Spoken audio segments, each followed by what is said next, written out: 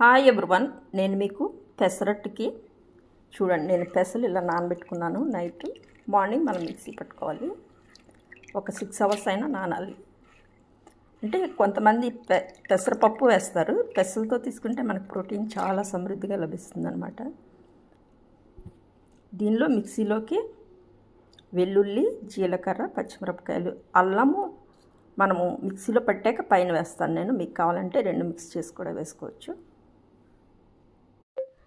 పెసరట్టుకి చూడండి, నేను మిక్సీ జార్లో పట్టుకున్నాను. దీనిలో కరివేపాకు, కట్ చేసిన కరివేపాకు, సాల్ట్, మనకు టేస్ట్కి తగినంత సాల్ట్ వేసుకోవాలి. మనము అట్టు వేసుకుని దానిపైన చూడండి ఆనియన్స్ పైన నేను జీలకర్ర 1.5 స్పూన్స్ వేసాను, పచ్చిమిరపకాయలు, అల్లం ఇది పైన వేసుకుని మనం పుదీనా చట్నీతో తీసుకుంటే బాగుంటుంది. నార్మల్ పెసరట్టు అయితే మనము పెసలతో వేస్తాం కదా, ఆ పెసరట్టు అయితే ఉప్మా కాంబినేషన్తో బాగుంటుంది. ఈ పెసరట్టుకి మనము ఏదైనా చట్నీ అంటే లీవ్స్ చట్నీతో టేస్ట్ బాగుంటుంది. కొత్తిమీర చట్నీ కానీ పుదీనా చట్నీతో తీసుకుంటే టేస్ట్కి చాలా బాగుంటుంది. చూడండి, ఉల్లిపాయలో జీలకర్ర, పచ్చిమిరపకాయలు, అల్లం ముక్కలు అన్నీ కలిపి మిక్స్ చేశాను. పచ్చిమిరపకాయలు మీకు కారం ఎక్కువ కావాలంటే ఇంకా ఎక్కువ వేసుకోవచ్చు.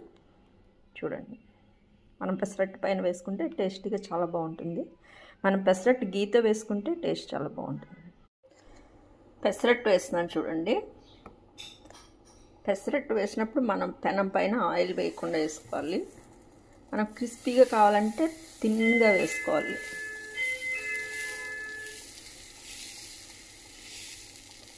చూడండి, ఇలా తిప్పాలి.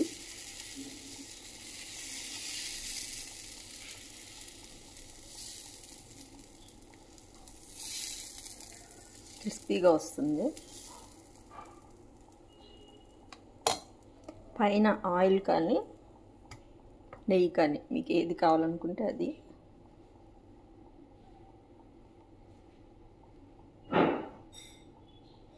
నేను కొంచెం ఆయిల్ వేసాను.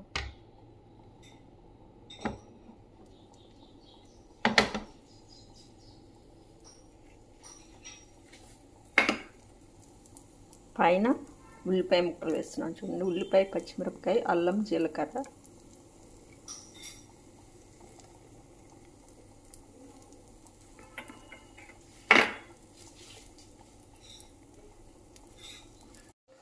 ఈ పెసరట్టు చూడండి ఎంత క్రిస్పీగా వచ్చిందో.